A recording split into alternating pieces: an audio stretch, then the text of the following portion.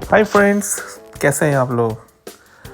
Canada में एक और खूबसूरत सुबह और मैंने सोचा कि आप सबकी फरमाइश पर आज आपको यूनिवर्सिटी ऑफ टोरंटो का एक सरसरी सा टूर करवाऊं। दोस्तों, ये टूर सिर्फ बाहर से ही होगा क्योंकि आप सबको पता है कि कोविड-19 की वजह से तमाम तालीमी इदारे बंद हैं। तो दोस्तों, इस वीडियो को आखिर तक देखिएगा क्योंकि मैं इसमें आपको आज आपके उन सवालात के जवाब दूंगा जो आपने मुझसे सबसे ज़्यादा पूछे हैं। मसलन कनाडा में तालीम हासिल करना दूसरे मुल्कों की निस्बत महंगा है या सस्ता, कनाडा में एडमिशन लेने के लिए रिक्वायरमेंट्स क्या हैं और कौन से ऐसे कोर्सेज़ हैं जिनमें एडमिशन लेने से आसानी से पीआर मिल सकता है। इसके अलावा कनाडा में एक स्टूडेंट को कितनी फ़ीस अंदाज़न सालाना पे करनी होती है, क्या कनाडा में एक स्टूडेंट दौरान तालीम अपनी फैमिली को बुला सकता है और तालीम मुकम्मल करने के बाद पीआर हासिल करने का क्या तरीक़ा है। तो दोस्तों, आपके तमाम तर सवालात के जवाब मैं आपको एक छोटी सी वीडियो में दे रहा हूँ। प्लीज़ इस वीडियो को आखिर तक देखिएगा और हमारे चैनल फरहत वर्ल्ड को ज़रूर सब्सक्राइब कर लीजिएगा ताकि इस तरह की और भी इंफॉर्मेटिव वीडियोस आप तक मिलती रहें। मेरे ट्रैवल व्लॉग्स और इसके अलावा मेरे न्यूज़ एंड व्यूज़ आप तक पहुंचते रहें। तो दोस्तों, शुरू करते हैं सबसे पहले कनाडा के मौसम से।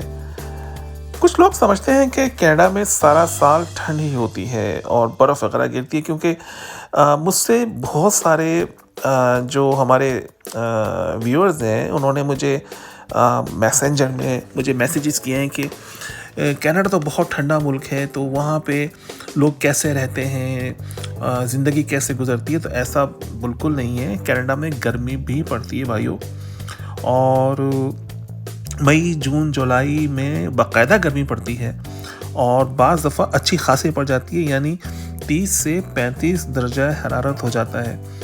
और अब ये अलग बात है कि इस तरह के दर्जा हरारत पर यहाँ पे हीट मॉर्निंग इशू हो जाती है, और जब हीट मॉर्निंग इशू होती है तो मुझे थोड़ी हंसी भी आती है क्योंकि जो गर्मी हमारे यहाँ पड़ती है इंडिया, पाकिस्तान, बांग्लादेश, श्रीलंका में, तो उसका तो कोई जवाब ही नहीं है।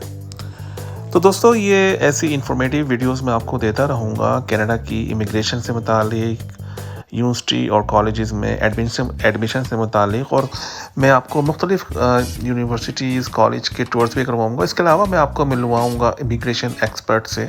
आप अपने सवालात जो हैं उनसे बराह रास्त उनसे जवाबात हासिल कर सकते हैं, लेकिन जवाबात सिर्फ उन्हीं को मिलेंगे जो हमारा चैनल सब्सक्राइब कर लेंगे, फरहत वर्ल्ड। तो दोस्तों, आप यूट्यूब चैनल पे जाइए, फरहत वर्ल्ड टाइप कीजिए, आपको मेरा चैनल नज़र आ जाएगा, उसको सब्सक्राइब कर लीजिए। इसके अलावा फेसबुक पे फरहत वर्ल्ड नाम से जो पेज है उसको फॉलो कर लीजिए, और आप मैसेंजर में हमें कोई भी सवाल भेजेंगे उसके जो भी जवाब होगा वो हम आपको इमिग्रेशन एक्सपर्ट से बराह रास्त दिलवा सकते हैं। आप अपना ईमेल हमें भेजिए और आपको बराह रास्त जो भी इस आपके क्वेश्चन हैं और जो भी आपके इमिग्रेशन मुतालिक सवालात हैं वो बिल्कुल आपको फ्री बगैर किसी फ़ीस के आपको जवाबात मिलेंगे। और दोस्तों, अब हम आपको लेके जा रहे हैं यूनिवर्सिटी ऑफ टोरंटो की तरफ, और इस वक्त थोड़ा सा मौसम जो है सर्द है।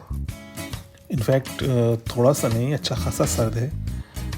तो दोस्तों, हम बढ़ रहे हैं यूनिवर्सिटी की तरफ, और आई थिंक थोड़ा सा आगे और रह गया है और हमें मेरे ख्याल में राइट साइड पे कहीं लेना है। तो दोस्तों, मैंने मुख्तलिफ यूनिवर्सिटीज़ और कॉलेजेस की मैंने लिस्ट बनाई है। इंशाअल्लाह ताला मैं आपको सबका आहिस्ता आहिस्ता टूर कराऊंगा, और आई थिंक यहाँ से हमें राइट लेना है। वो देखें सामने बोर्ड भी नज़र आ रहा है यूनिवर्सिटी ऑफ टोरंटो का, ये मैं राइट साइड पे ले रहा हूँ। तो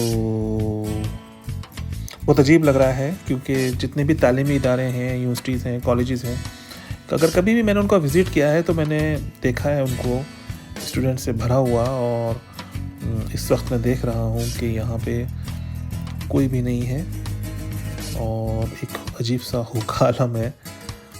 बहुत अजीब सा लग रहा है क्योंकि आपको पता है कि कोविड-19 की वजह से तमाम तालीमी इदारे जो हैं वो बंद हैं। तो ये बहुत ज़रूरी है ताकि इस वायरस का स्प्रेड ना हो और जो कि अच्छी बात है। तो मैं अब ये करता हूँ कि आपको यहाँ का बाहर से ही टूर कराता हूँ, गाड़ी को इधर उधर घुमाता हूँ। अच्छा, अक्सर स्टूडेंट्स ने पूछा है कि कनाडा में तालीम हासिल करने के अखराजात क्या होते हैं। तो आमतौर से 15 से 25 हज़ार डॉलर सालाना एक स्टूडेंट को दरकार होता है, लेकिन ये एक्चुअली वेरी करता है कॉलेज या यूनिवर्सिटी के हिसाब से, यानी फ़ीस मुख्तलिफ भी हो सकती है। तो यहाँ पे मैं देख रहा हूँ कि सामने कंस्ट्रक्शन हो रही है। आई थिंक रास्ता बंद होगा, तो मुझे किसी और रास्ते से निकलना होगा यहाँ से। तो ये तो रास्ता ब्लॉक है।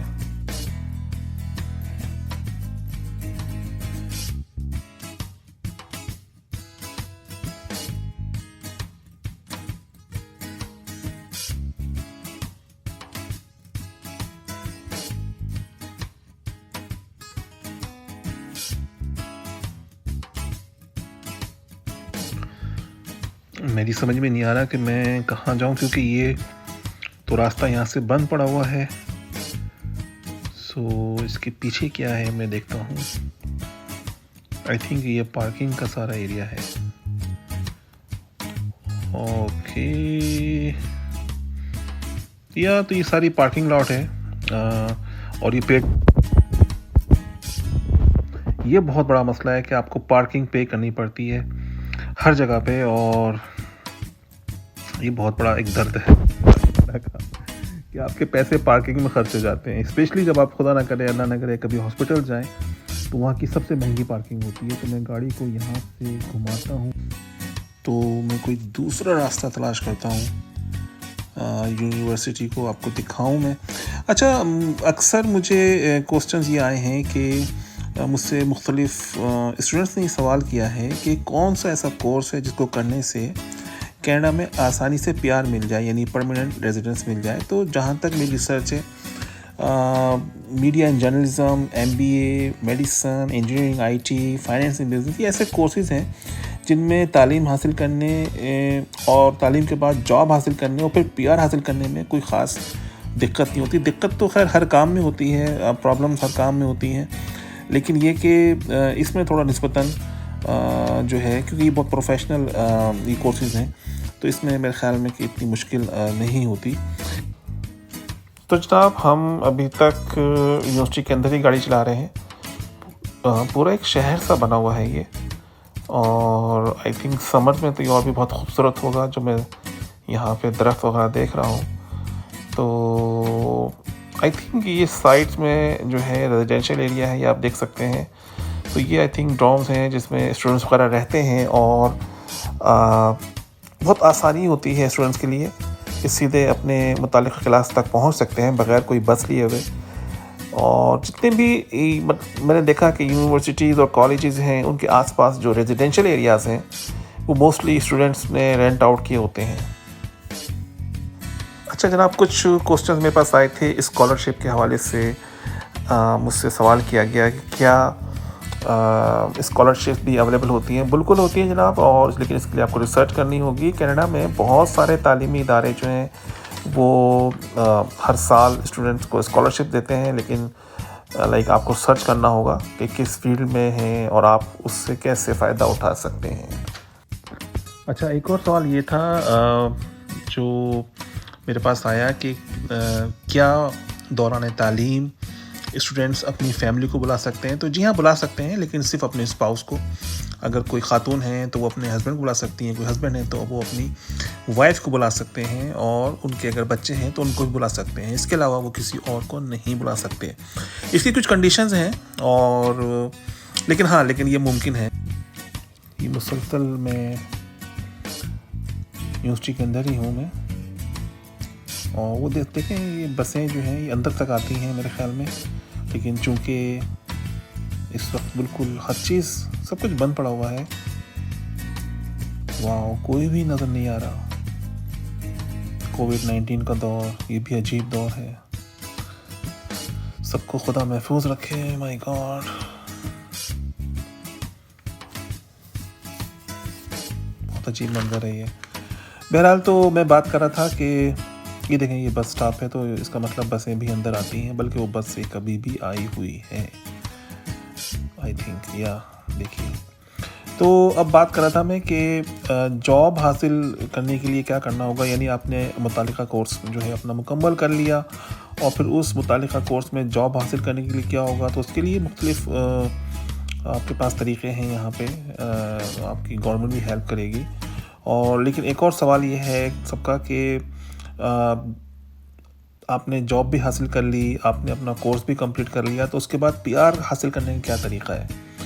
तो उसका बेहतरीन जवाब तो आपको इमिग्रेशन एक्सपर्ट ही दे सकते हैं, लेकिन जो मेरी छोटी मोटी रिसर्च है, जो मैं जानता हूँ, जो मैंने देखा है स्टूडेंट्स को, तो उसमें यह है कि जब आप अपने 2 साला डिप्लोमा प्रोग्राम कर लेते हैं, आप ग्रेजुएट हो जाते हैं, तो आपको अपनी फील्ड में कम से कम 1 साल आई थिंक काम करना होता है।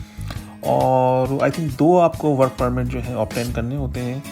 और स्टडी ख़त्म होने के बाद, यानी कि जब आपकी स्टडी ख़त्म हो जाती है, तो कम से कम 2 वर्क परमिट आपको लेने होते हैं, और जो पीरियड्स होते हैं उसके। ये देखें, ये डॉर्म बने हुए हैं, इसमें सब स्टूडेंट्स वगैरह रहते हैं। ये तो बिल्कुल ही यूनिवर्सिटी के अंदर है ये। तो आपको मेक श्योर करना होता है कि आपने कनाडा में काफ़ी वक्त गुजारा है। तो फिर जब आप जॉब करते हैं, यानी जब आप अपने 2 साल डिप्लोमा प्रोग्राम से ग्रेजुएट हो जाते हैं और अपनी फील्ड में आप कम से कम 1 साल काम करते हैं, तो उसके बाद आप पीआर वगैरह के लिए अप्लाई करते हैं। लेकिन इसके लिए मैं ये बहुत रफली आपको बता रहा हूँ, और आपको इमिग्रेशन एक्सपर्ट जो हैं वो आपको सही जवाब देंगे। इसके लिए आपको मेरा चैनल सब्सक्राइब करना होगा, फरहत वर्ल्ड। यूट्यूब पे जाइए, फरहत वर्ल्ड टाइप कीजिए, मेरा चैनल नज़र आएगा, उसको आप सब्सक्राइब कर लीजिए। और आप मुझे मैसेंजर में आप जवाब दे सकते हैं, सवाल कर सकते हैं। आपको मैं जो डायरेक्ट ईमेल फराहम कर सकता हूँ, जो इमिग्रेशन एक्सपर्ट की हैं, जो आपको जवाबात वगैरह आराम से आप दुनिया में किसी भी हिस्से में हो आपको मिल सकते हैं।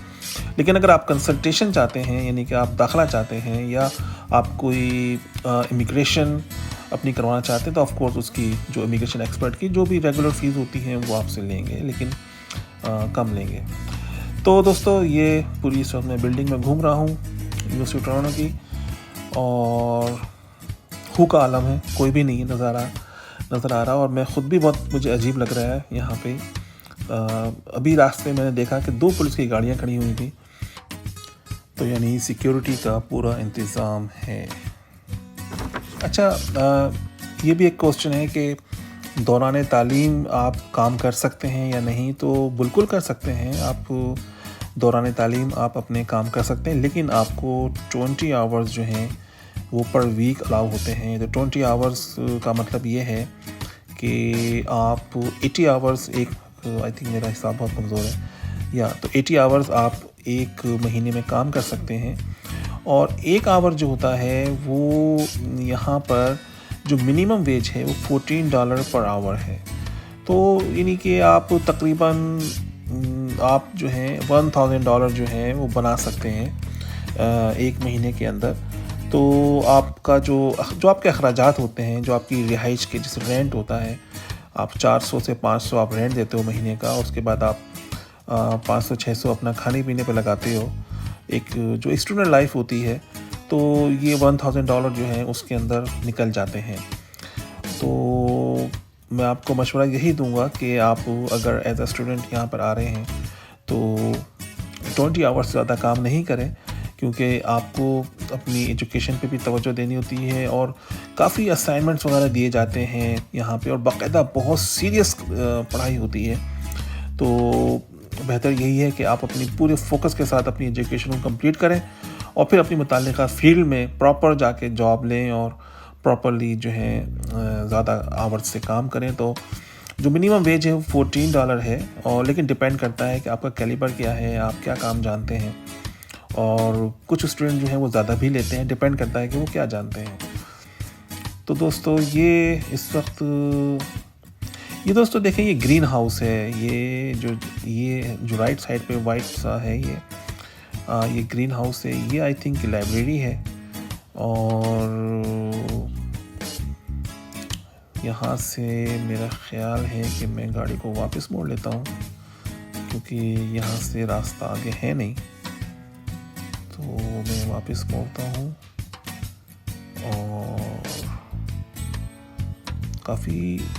काफ़ी ज़्यादा ड्राइविंग हो गई यूनिवर्सिटी के अंदर। तो ये लेफ़्ट साइड पे देख रहे हैं, ये ग्रीन हाउस है, इसके अंदर ये मैं देख रहा हूँ प्लांट्स वगैरह हैं और उनके जो भी तजुर्बात उन पे जारी हैं। ये भी कोई बिल्डिंग है और डिफरेंट बिल्डिंग है, और काश कि मैं आपको वैसा टूर देता, यानी कि मैं बाकायदा बिल्डिंग टू बिल्डिंग लेके जाता, लेकिन मेरे ख्याल में ये भी काफ़ी है। आपको थोड़ा सा आइडिया हो गया होगा, जो भी स्टूडेंट्स वगैरह हैं जो एडमिशन चाहते हैं तो उनको थोड़ा सा आइडिया हो गया होगा। और ये राइट साइड पे कंस्ट्रक्शन हो रही है। यहाँ पे कंस्ट्रक्शन जो है बहुत ज़्यादा होती है समर्स में, और वो विंटर के यानी कि ये दिसंबर तक जो है ख़त्म हो जाती है। लेकिन ये जिस तरह की कंस्ट्रक्शन मैं देख रहा हूँ, मैं ख्याल में पूरा कोई नया डिपार्टमेंट बना रहे हैं, तो ये तो मैं ख्याल में सर्दियों में भी ख़त्म नहीं होगी। और यहाँ से मैं लेफ़्ट टर्न लूँगा। आई थिंक यहाँ पे कोई ट्रॉलर मैं देख रहा हूँ कि ओके। तो दोस्तों, जॉब का जहाँ तक ताल्लुक़ है, आप जो स्टूडेंट्स वहाँ से आते हैं या कोई भी इमिग्रेशन लेके आता है, तो पहले तो ये समझ लें कि कनाडा में कोई भी काम बड़ा या छोटा नहीं होता। तो यूजुअली जो स्टूडेंट्स होते हैं वो आमतौर पे जो उनको जॉब्स मिलती हैं, इस पर मैं पूरा अलग वीडियो बनाऊंगा कनाडा में जॉब्स के हवाले से। लेकिन थोड़ी सी छोटी सी इन्फॉर्मेशन यहाँ पे आपको दे दूँ कि आमतौर पर जो स्टूडेंट्स होते हैं उनको आसानी से जॉब मिल जाती है रिटेल्स के ऊपर। रिटेल जो स्टोर्स होते हैं, रेस्टोरेंट्स होते हैं, मैकडोनल्ड है, वॉलमार्ट है, ज़ारा है, H&M है, और बहुत सारे यहाँ पे स्टोर्स हैं कि जहाँ पर आपको जॉब जो है आसानी से मिल जाती है। मैकडोनल्ड में तो बहुत ही आसानी से, मैकडोनल्ड है, टिम हॉर्टन्स हैं, जो फूड चेन्स हैं, वहाँ पे हमेशा ये लोग वेलकम करते हैं न्यू कमर्स को, न्यू स्टूडेंट्स को। लेकिन आपको अपना रिज्यूमे बहुत अच्छा बनाना होता है। हमारे इंडिया पाकिस्तान में इसे CV कहते हैं और यहाँ पे इसको रिज्यूमे कहा जाता है। तो उसको बहुत आपने अच्छा बनाना होता है, शॉर्ट बनाना होता है, टू द पॉइंट बनाना होता है, थोड़ा सा एक्सपीरियंस आपको दिखाना होता है बैक होम का कि आपने कहाँ कहाँ काम किया है, और कोशिश करें कि आपको मुतालिका एक्सपीरियंस दिखाएं आप जहाँ पर अप्लाई कर रहे हैं। इसके अलावा लाइक वेयर हाउसेज में भी काम होता है, अमेज़ॉन में होता है, लेकिन वहाँ पे हैवी लिफ्टिंग करनी होती है। और जो स्टूडेंट्स अपना स्केड्यूल ख़ुद बनाना चाहते हैं और इंडिपेंडेंट रह के जॉब करना चाहते हैं, तो उनके लिए फूड डिलीवरीज़ की जॉब्स जो हैं वो बहुत सूटेबल हैं। जैसे यूबर ईट्स है, डोडैश है, स्किप द डिशेज़ है, और लाइक पिज़्ज़ा डिलीवरी है। तो ये अच्छी जॉब है कि जो पार्ट टाइम वो कर सकते हैं और अपने अखराजात को पूरा कर सकते हैं। लेकिन मैंने बहुत से स्टूडेंट को देखा है जो लाइक बैक होम से आते हैं, उनके पास बहुत अच्छा प्रोफेशनल एक्सपीरियंस होता है, तो मैंने देखा है उनको अच्छी भी जॉब मिल जाती हैं उनको, और $14 से ऊपर मिल जाती हैं। तो डिपेंड करता है कि आप में क्या स्किल्स है। तो दोस्तों, इसके साथ ही इजाज़त दीजिए, मैं अब यूनिवर्सिटी से बाहर निकलता हूँ, और आप लोगों से एक ही दरख्वास्त है कि अगर आप लोगों को मेरी वीडियोस अच्छी लग रही हैं तो मेरा चैनल ज़रूर सब्सक्राइब कर लीजिए। यूट्यूब पे जाइए, फरहत वर्ल्ड टाइप कीजिए, आपको मेरा चैनल जो है नज़र आ जाएगा, उसको सब्सक्राइब कर लीजिए। और अगर आप ये वीडियो फेसबुक पे देख रहे हैं तो फेसबुक पर मैं इसको यहाँ पे लिंक छोड़ दिया है, आप उसको क्लिक करें तो आप मेरे चैनल को सब्सक्राइब कर सकते हैं। यूट्यूब के चैनल को भी सब्सक्राइब कर सकते हैं, और जो मेरा ये फेसबुक का चैनल है फरहत वर्ल्ड, एक ही नाम से है, इसको भी आप फॉलो कर सकते हैं। और कमेंट ज़रूर कीजिए, बताइए अगर आपकी कोई भी इंक्वायरी है, कोई भी आपका क्वेश्चन है, सवाल है किसी भी हवाले से, तो आप ज़रूर उसे कीजिए, और हम उसको पूरी कोशिश करेंगे कि आपको मुतालिका सेक्शन से आप तक उसका प्रॉपर आपको जवाब दे सकें। जाते जाते एक बार फिर वही रिक्वेस्ट कि प्लीज़ चैनल को ज़रूर सब्सक्राइब कर लीजिए। इस चैनल पे आपको मेरे तमाम ट्रैवल व्लॉग्स, न्यूज़, व्यूज़, और इसके अलावा मौसम के हवाले से बदलते मौसमों के हवाले से मुख्तलिफ़ वीडियोस मिलेंगी, कुछ शेर व शायरी मिलेगी। तो एक मुकम्मल पैकेज है, इसको ज़रूर सब्सक्राइब कीजिए। और मैं अब निकल गया हूँ, हाईवे पे ड्राइव कर रहा हूँ। हाईवे पे ड्राइविंग कैसे करते हैं इस पर किसी दिन एक पूरी वीडियो बनेगी, और बहुत ही मज़ेदार वीडियो आपको मैं दिखाऊँगा इंशाअल्लाह ताला। इजाज़त दीजिए, मिलते हैं एक नई वीडियो में। खुदा हाफिज़।